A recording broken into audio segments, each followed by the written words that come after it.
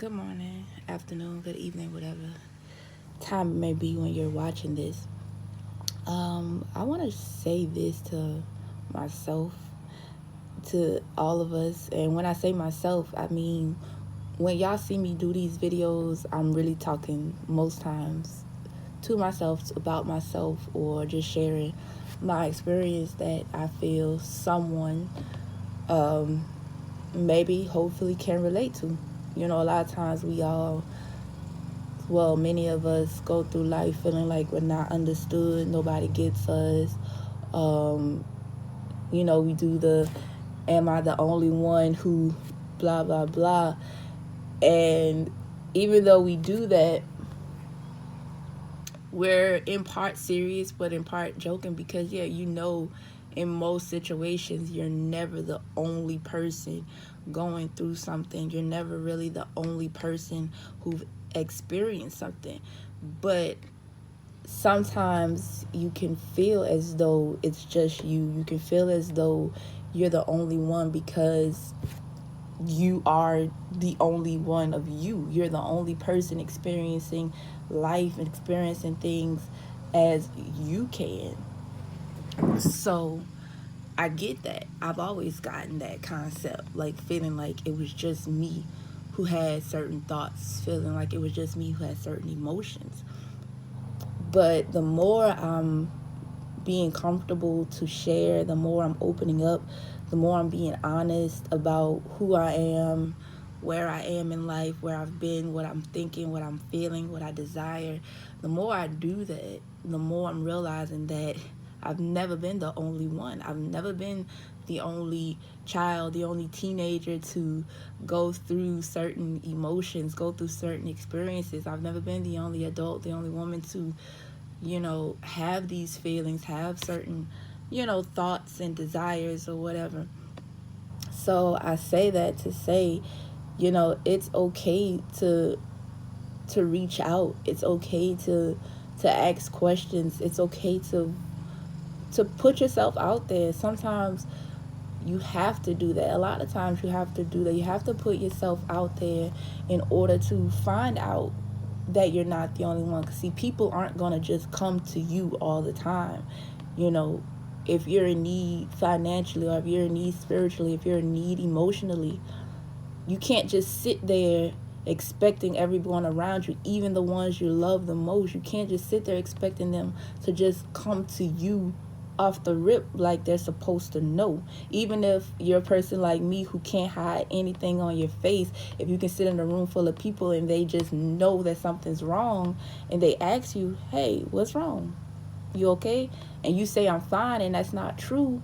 Well, you can't get mad at them if they continue to have a good time around you. And I've been there many times. And I realized that wasn't their fault. That wasn't their problem. Even if it was someone who did or said something to me that may have upset me in that moment, it is my responsibility. It is my responsibility to say something, to speak up, to be honest, to let you know or let myself know what the situation is. What am I feeling? What is it that I need? What is it that my face is conveying that my mouth and my body isn't?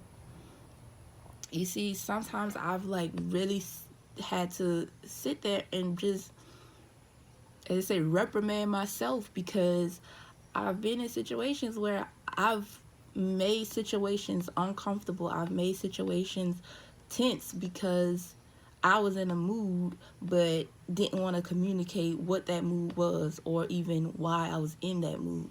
And I know sometimes, yeah, I just felt like, well, you won't get it. You won't understand. Or if I say something, it'll just make a bad situation worse, as we'd say.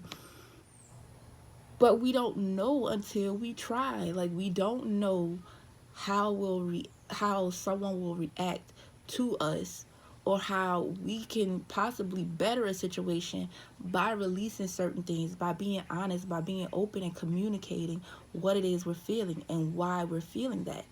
Even if I don't know for certain, because there is a lot of times where it's like, I want to say, well, what's wrong? Okay, just talk to me. And I'm like, well, I don't know what to say. I don't know how to say it. Like, I really can't put it into words. Just start talking. start talking. Just open your mouth. Even if you catch yourself just rambling or you're off on a tangent and you're kind of fumbling over it, it's okay. Let that person know I'm still sorting through my emotions. I'm still sorting through my feelings, but I am trying my best to communicate to you what it is I'm feeling. And it's frustrating for a person like me because I don't want to be misunderstood anymore. I don't want to have my words misconstrued or my emotions and my feelings taken the wrong way. But the only way that I can find out how they're taken, how I'm viewed, is to share, is to let someone know what's going on, is to be honest and be strong about it. Don't be timid. Don't, beat around the bush. Just talk. Write. Text, however. And I know texting is sometimes because you'll send a text and then, like I said, a personal the not understand the emotion behind it, and like I said, we read things out of context. That can be frustrating, especially for a person who's an introvert who, we don't normally communicate deeply or personally with people all the time. So sharing your thoughts and stuff via text can sometimes be hard, but it can also be a good thing, because here's the thing: when it comes to texting, you don't have to do the quick text and then and automatically send it out. I'm learning that. If you want to text someone, if you want to go in depth, if you want to share a thought, an emotion, a feeling, take your time. There's no need to rush. And a lot of times that's what happens when you end up sharing and then you feel like, see, you took it the wrong way, or see, I didn't mean to say it like that, but see, that's how you took it. And take your time. Take your time when you speak. Take your time when you share. Take your time when you write. When you text, when you write something to somebody, just like when you're thinking, when you're talking, they say think before you speak.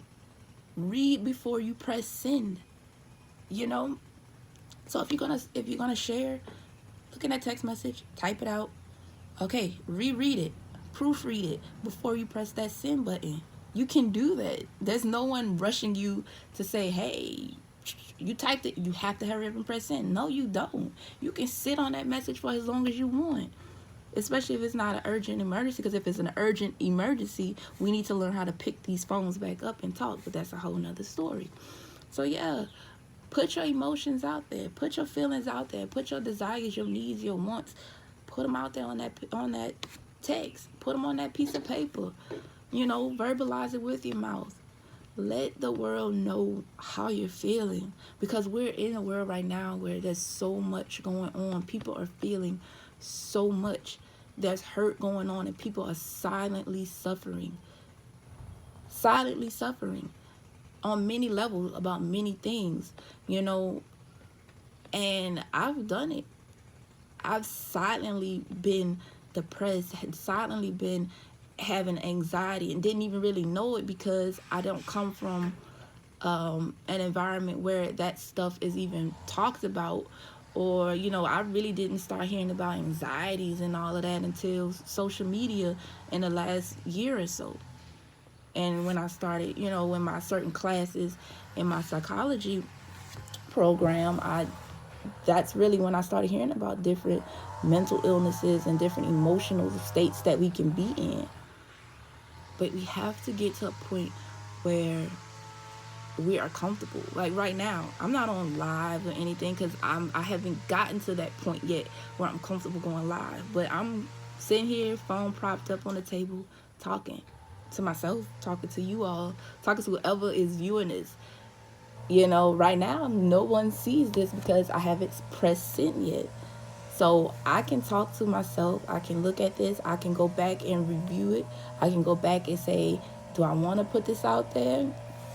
That's up to me. That's up to my spirit if I feel like I will do it. But just the simple act of me sitting here and talking, it's therapeutic, and I didn't even realize it. Cause I'm a person who so much I keep within, and I'll have my mind spinning about what I want to share, what I want to say to a certain person, and I don't. But I'm learning, the harm isn't always in speaking up.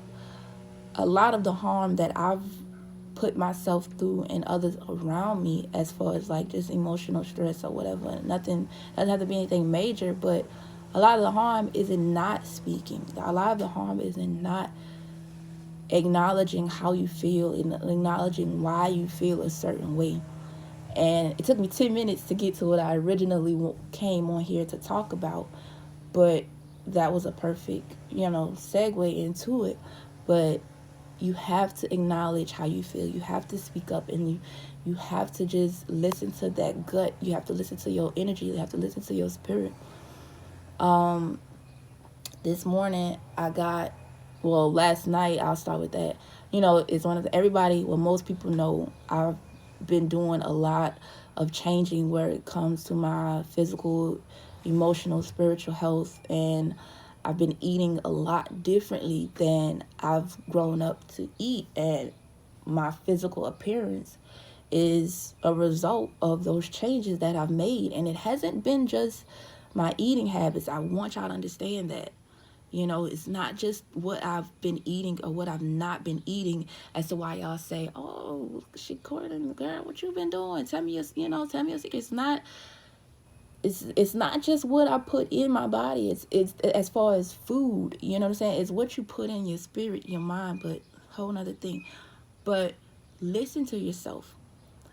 So I'm in Louisiana right now, visiting family, and here's the thing: food. That's a whole nother world when it comes to being out here. So I'll be honest. I'm always always be honest. Like I said, I'm not a full vegan or anything. We do mostly vegan at home, but so here I've been eating. So last night they had pizza. It was so good, but see, what I did was it was the meat lovers, so it was pepperoni, sausage, and all that on it. I ate some. Now I've eaten meat a little bit, but I haven't had pork in a long time, in months, if not, a year or so. But at least the last 4 or 5 times that I've had pork, I would do the same thing to myself. Oh, I ain't had pork in a long time. Let me just eat this little bit. I eat it, I get sick. Months go by, I did it again. Well, let me just see if it was really the pork or if it was just that pork or if it was just, me that day. Did it again. Same thing, got sick. Kept doing it. Like I said, I did this like over the course of the last few years. It's been at least 4 or 5 occasions where I've eaten pork after not eating it for so long and I've gotten sick. Why do I keep doing that to myself? Don't know. Trying to prove something.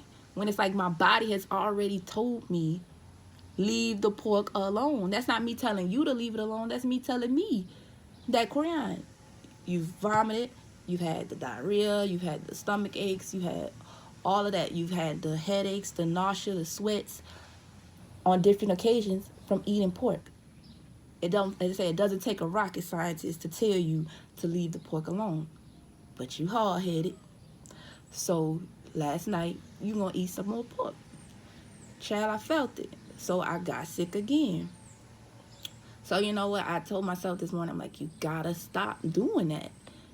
Your spirit is already telling you, your body is already telling you that something is not good for you, but yet you keep trying to test it. Why? For what? You keep testing it, and then you keep finding out that it doesn't work. Yeah, I get the whole trial and error thing, but you tried and had error 4 or 5 times already.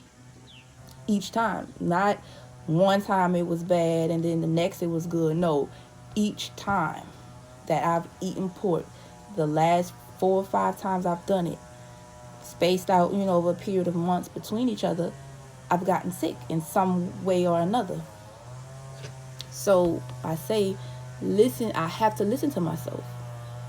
And so this morning I was dealing with that. Then I also got a phone call and someone was just asking me for advice when it came to, their body and the situation they're going through with doctors and stuff like that.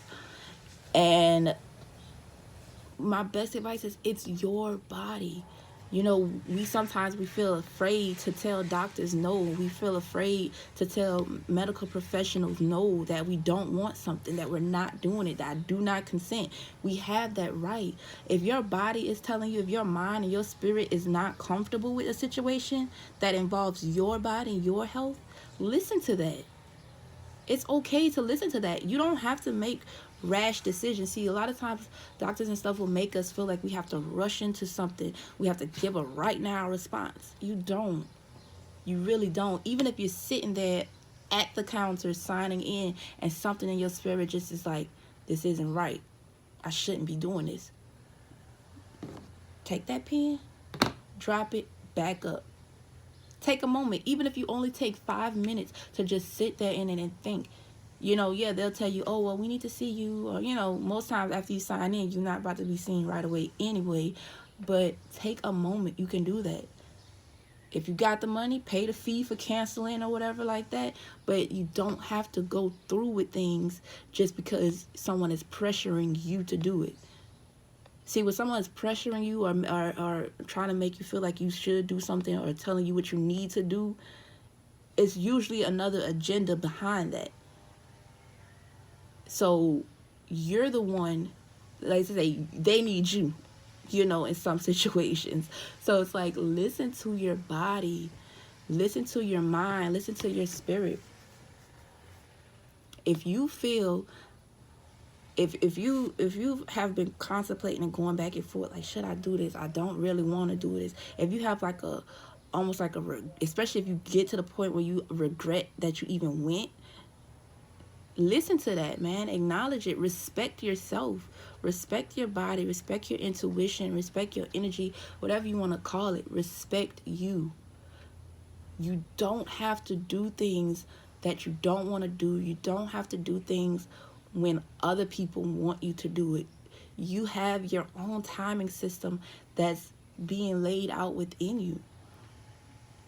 You know, we have a lot of people who end up in horrible situations because we go through with things that we weren't prepared for, that we didn't want to do in the first place. So when it comes to your health, when it comes to your body, you have to do what feels good for you. If that's saying no, if that's saying yes to a certain thing, do that, because at the end of the day, you answer for you. You're the one who's going to experience the pain, whether it's physical, whether it's emotional, whether it's spiritual, whether it's financial. You're the one. Yeah, some people, you know, around you will have to experience certain things too, but especially when it comes to your physical body, listen to you. Do what makes your body feel good. If eating a hamburger leaves you sick, stop eating it. If every time you get that coffee and you say, oh, my stomach just don't never feel right, but it tastes so good, stop. You can get pleasure in other ways. You can get pleasure from other places. You know, and this is with relationships, this is with anything. You don't need to get that pain with the pleasure. You know, you're getting more pain than you get in pleasure. Why? I want more pleasure than I'm getting pain. I want my food to give me pleasure. I want my food to make me happy and make me feel good, not to make me sluggish, not to make me sweat, not to make my stomach bubble, and not to make me feel like I gotta throw up 10 minutes after eating it. If my food is doing that, if what I'm putting into my body is messing with my mind, is messing with my health, why would I keep doing that to myself? Subconsciously, there's a reason why I'm doing that to myself. But see, when I consciously become aware of what I'm doing and possibly why I'm doing it, I have to make a change. And see, it's to the point now I'm aware, I'm acknowledging it, and I have to rectify this situation. I can't keep doing that, because here's the thing. Things can sometimes get worse.